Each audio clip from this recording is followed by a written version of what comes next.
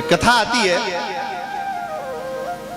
दो मूर्ख लोग चौराहे पर बैठे थे, किसी होटल पर बैठकर चाय पी रहे थे और वहीं पीपल का एक वृक्ष था जहां एक चौपाल बनी हुई थी। गर्मी का समय था। सुबह के समय में दो बहुएं, इस नगर की बहुएं, जल का पात्र माथे पर लेकर के आ रही थी।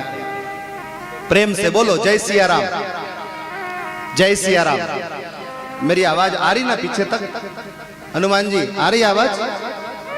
वो थोड़ा सा भी लाइट आ जाएगी फिर सब सेट हो जाएगा। हाँ? तो प्रेम से बोलो जय सिया राम।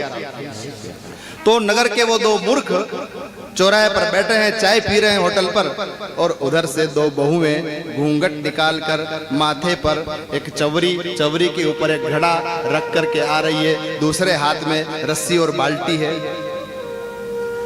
इन दोनों के सामने से निकले उस समय उन दोनों बहुओं ने घूंघट डाल लिया। अब इन दोनों के अंदर बहस छिड़ गई।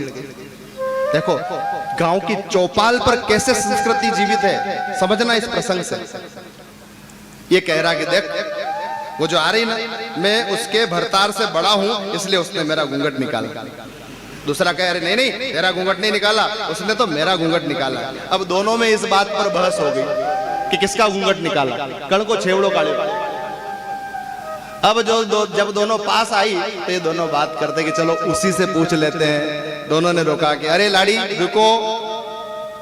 दोनों रुक गई, बोली कुछ नहीं। फिर इनमें से एक ने कहा कि तुमने इसका घूंघट निकाला या मेरा घूंघट निकाला बताओ। दोनों बहुएं घूंघट में ही मुस्कुराई और मुस्कुरा करके कहा अरे मूर्खों, हमने न तो इसका घूंघट निकाला न तुम्हारा घूंघट निकाला। हमने घूंघट निकाला तो इस बात का निकाला कि इस गांव की जो ये पीपल की चौपाल है, इस चौपाल पर हमारे दादा और परदादा बैठा करते थे। आज भी उनके चरणों की धूल यहाँ पर है, हमने उस चरण की धूल का घूंघट निकाला है, उसका हमने सम्मान किया है। ये संस्कृति है जो जीवित है। साहब आपकी रसोई की संस्कृति बरकरार रखो। कुत्ते नहीं घूमने चाहिए उसके अंदर, श्वान नहीं भ्रमण करना चाहिए उसके अंदर।